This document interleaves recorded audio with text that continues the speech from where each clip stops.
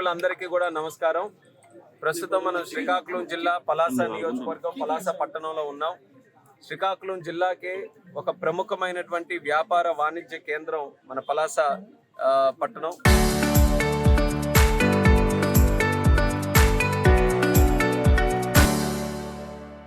పలాస కాశీబుగ్గ ఈ రెండు జంట నగరాలు ఎన్నో సంవత్సరాల నుంచి ఇక్కడ ఒక వ్యాపారానికి కేవలం శ్రీకాకుళం జిల్లా కాదు, సౌత్ ఒరిస్సా ప్రాంతానికి కూడా ఒక ప్రముఖమైనటువంటి వ్యాపార కేంద్రంగా ఇది అభివృద్ధి చెందుతూ వస్తుంది.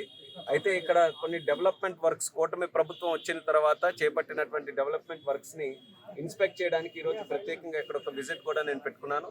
నాతో పాటు కలెక్టర్ గారు అలాగే స్థానిక కూటమి పార్టీ నాయకులు అందరూ కూడా కలిసికట్టుగా కొన్ని వర్క్స్ని మేము విజిట్ చేశాం.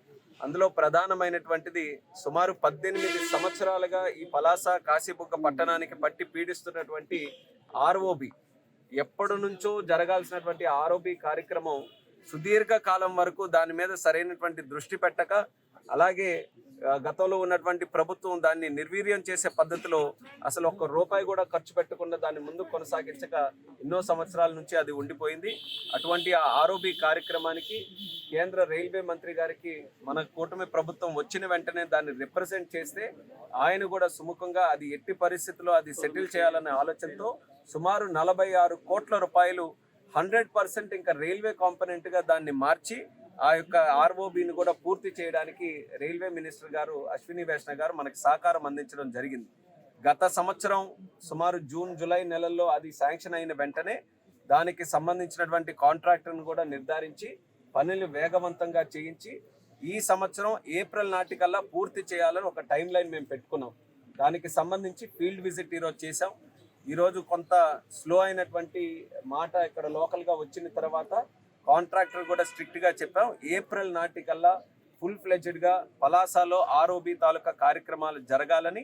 దానికి సంబంధించి రాష్ట్ర ప్రభుత్వం అలాగే జిల్లా తరఫున కలెక్టర్ గారు అందరూ కూడా ఎటువంటి సపోర్ట్ కావాలన్నా అంత సపోర్ట్ అంతా కూడా ఎక్స్టెండ్ చేస్తామని కూడా కాంట్రాక్టర్ వాళ్ళకి చెప్పడం జరిగింది.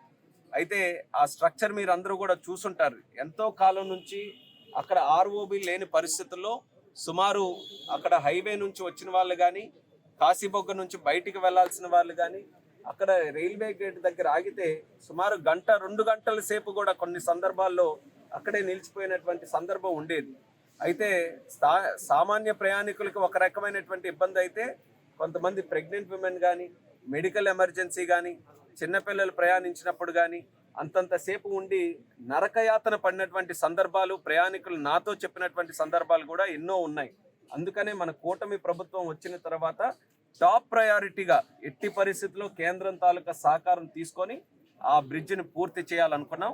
ఈరోజు అది కళని సాకారం చేసేటటువంటి రోజు దగ్గరికి రావడంతో ఎంతో ఆనందంగా ఉంది. అయితే పనుల్లో ఎక్కడ కూడా ఆలస్యం జరగకుండా మంచి క్వాలిటీతో ఆర్ఓబి చేయాలి. 2 సైడ్లు కూడా చక్కగా సర్వీస్ రోడ్లు రావాలనే ఆలోచనతో మరొకసారి ఫీల్డ్ విజిట్లో కూడా చేశాం. ఆయన కూడా ఇన్స్ట్రక్షన్స్ ఇవ్వడం జరిగింది. రెండో ముఖ్యమైనటువంటిది, ఇక్కడ మన పలాస ఉద్యాన ప్రాంతంలో ఎక్కువగా ఆర్మీలో అలాగే పారామిలిటరీ ఫోర్సెస్, మన సిఆర్పిఎఫ్, సిఐఎస్ఎఫ్, అలాగే మన బిఎస్ఎఫ్, ఇలా బార్డర్ సెక్యూరిటీ ఫోర్సెస్లో, దానితో పాటు ఇక్కడ రైల్వే మన ఏ గ్రేడ్ స్టేషన్ పలాసలో ఉండడం, రైల్వేకి సంబంధించినటువంటి అధికారులు, అంటే కేంద్ర ప్రభుత్వానికి సంబంధించి ఎంతో మంది ఇక్కడ కుటుంబాలు నివసిస్తున్నాయి. ఈ రోజుకి కూడా ఒక ఆసక్తితో కేంద్ర ప్రభుత్వంలో పనిచేయాలని ఆర్మీ దగ్గర నుంచి, సెక్యూరిటీ దగ్గర నుంచి, రైల్వే దగ్గర నుంచి, వివిధ సంస్థల్లో మన పలాస నుంచి, ఈ ప్రాంతం నుంచి, ఉద్యాన ప్రాంతం నుంచి ఎంతో మంది పనిచేస్తున్నారు. అటువంటి వారికి ప్రత్యేకంగా ఇక్కడే కేంద్రీయ విద్యాలయం ఏర్పాటు చేసి ఆ పని చేస్తున్నటువంటి వారి పిల్లలకి ఒక మంచి ఎడ్యుకేషన్ ఇవ్వాలనే ఆలోచనతో ఆ రోజు గతంలో ఎన్నికలకు ముందే స్పష్టంగా తెలియజేశాం. మళ్ళీ ఈసారి కూటమి ప్రభుత్వం వచ్చిన తర్వాత కేంద్ర ప్రభుత్వంతో మరి మాట్లాడి ఎట్టి పరిస్థితుల్లో కేంద్రీయ విద్యాలయం ఒకటి ఏర్పాటు చేస్తామని. జిల్లాకి ఆల్రెడీ ఒకటి శ్రీకాకుళం దగ్గరలో ఒకటి ఉంది, కానీ మన జిల్లాలో ఉండేటటువంటి కెపాసిటీ చూసుకొని మళ్ళీ మనం ఒత్తిడి చేసి గత సంవత్సరం అక్టోబర్ 1వ నాడు మరి మోదీ గారి సమక్షంలో కేంద్ర కేబినెట్లో కొత్తగా మన రాష్ట్రం, మన జిల్లాలో, మన దేశంలో 57 కేంద్రీయ విద్యాలయాలు ఉంటే అందులో మొట్టమొదటిది మన శ్రీకాకుళం మనం శాంక్షన్ చేసుకోగలిగాం. మన శ్రీకాకుళంలో, మన పలాసలో శాంక్షన్ చేసుకున్నాం. మాట నిలబెట్టుకున్నాం. అయితే అది గ్రౌండ్ చేయాలి. ఇప్పుడు రెండో ప్రయారిటీ ఏంటంటే శాంక్షన్ అయ్యింది.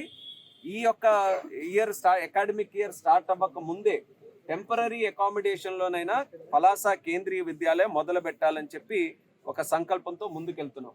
దానికి కావాల్సినటువంటి సైట్ కూడా సూదికొండ పక్కన అక్కడ ఎంక్రోచ్మెంట్స్ ఉంటే వాళ్ళు కూడా సహకరించారు. ప్రభుత్వం మాట విన్నారు.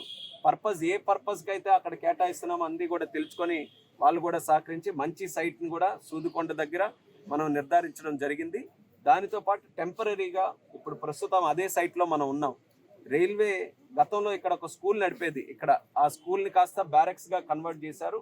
ఇమీడియట్గా మనం స్కూల్ స్టార్ట్ చేయాలనంటే ఇక్కడ మంచి ఇన్ఫ్రాస్ట్రక్చర్ మనకు ఉంది కాబట్టి దీన్ని కాస్త మనం రెనోవేట్ చేసి కేంద్రీయ విద్యాలయ టెంపరీ అకామిడేషన్ ఇక్కడ మనం ఇచ్చేయాలని కేంద్రీయ విద్యాలయ సంఘటన వారితో కూడా మాట్లాడాం. వాళ్ళు కూడా అప్రూవ్ చేశారు. అయితే ఇక్కడ బ్యారక్స్ వాళ్ళకు కూడా ఆల్టర్నేట్ అకామిడేషన్ ఇక్కడే రైల్వేకి సంబంధించి వాళ్ళకి క్రియేట్ చేసి ఇది కూడా ఇమీడియట్గా మనం రెనోవేషన్కి పెట్టాలని, ఏప్రిల్ నాటికల్లా అడ్మిషన్స్ అవన్నీ కూడా పూర్తయితే సుమారు జూన్ కల్లా ఇక్కడ క్లాసెస్ స్టార్ట్ చేసే పద్ధతిలో చర్యలు తీసుకుంటున్నాం. దానికి రైల్వే అధికారులకు కూడా నా ధన్యవాదాలు తెలియజేస్తున్నాను. అంటే ఒక మంచి ఎడ్యుకేషన్ పర్పసెస్, అలాగే వాళ్ళ తాలూకా పిల్లలు కూడా చదువుకునే అవకాశం ఇక్కడ కేంద్రీయ విద్యాలయం ఉంది. అది ఆలోచించుకొని వాళ్ళు కూడా ఈరోజు సపోర్ట్ చేస్తూ ఈ యొక్క అకామిడేషన్ మనకి ఇచ్చినందుకు డిఆర్ఎం గారికి, అలాగే రైల్వే అధికారులకు, ముఖ్యంగా కుర్దా రోడ్డు అలాగే పలాసలో పనిచేస్తున్న మన రైల్వే జిఆర్పి వాళ్ళందరికీ, ఆర్పిఎఫ్ వాళ్ళందరికీ కూడా ప్రత్యేక ధన్యవాదాలు తెలియజేసుకుంటున్నాను. ఇక్కడ కూడా ఇష్యూస్ ఉంటే ఇక్కడే స్థలం నుంచే డిప్యూటీ కమిషనర్ కూడా మనం మాట్లాడడం జరిగింది కేంద్రీయ విద్యాలయకి. వాళ్ళు కూడా దీనికి సంబంధించినటువంటి సపోర్ట్ అన్ని కూడా అందజేస్తున్నారు. ఈ 2 ప్రాజెక్ట్స్తో పాటు తాళభద్ర అంటే ఒక పక్కన మనం మాట్లాడే ఆర్ఓబి ఈ రోజు పూర్తి చేసుకుంటున్నాం.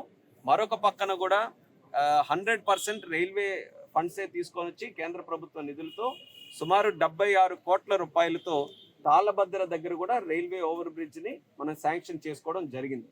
దానికి మనం అవార్డు పాస్ చేయాలనంటే లోకల్ అందరితో కూడా మాట్లాడి, మరి ముఖ్యంగా ఈ కార్యక్రమాలు అన్నీ కూడా జరుగుతున్నాయనంటే స్థానిక శాసనసభ్యురాలు శిరీష్ అక్క గారు కూడా నిరంతరం ఈ అన్నిటి మీద కూడా ఫాలోఅప్ చేసుకుంటూ గ్రౌండ్ లెవెల్లో ఇష్యూస్ రాకుండా ప్రజల్ని కూడా అందరినీ కూడా కలుపు కట్టుకొని వెళ్ళి అభివృద్ధి జరిగేటప్పుడు ఎక్కడ కూడా రాజకీయాలకి తోవ లేకుండా చేయాలని గౌతు కుటుంబం వారి తాలూకా రాజకీయ తత్వం ఏదైతే ఉందో అది ఈరోజు శిరీష్ అక్క గారు కొనసాగిస్తున్నారు. కాబట్టి ఈ 18-20 నెలల్లో పలాసలో ఈ కార్యక్రమాలన్నీ కూడా మనం చేయగలుగుతున్నాం. దాంట్లో తాళభద్ర కూడా ఎంత తొందరగా వీలైతే అది కూడా గ్రౌండ్ చేయాలన్న ఆలోచనతో దాని మీద కూడా చర్యలు మునుముందు కొనసాగించబోతున్నాం. దీనితో పాటు 2 విషయాలు నేను చెప్పదలుచుకునేది. మొన్ననే కేంద్ర ప్రభుత్వం ప్రవేశపెట్టినటువంటి బడ్జెట్ దేశంలో మొత్తం అంతా విన్నారు, మనం కూడా అందరం విన్నాం.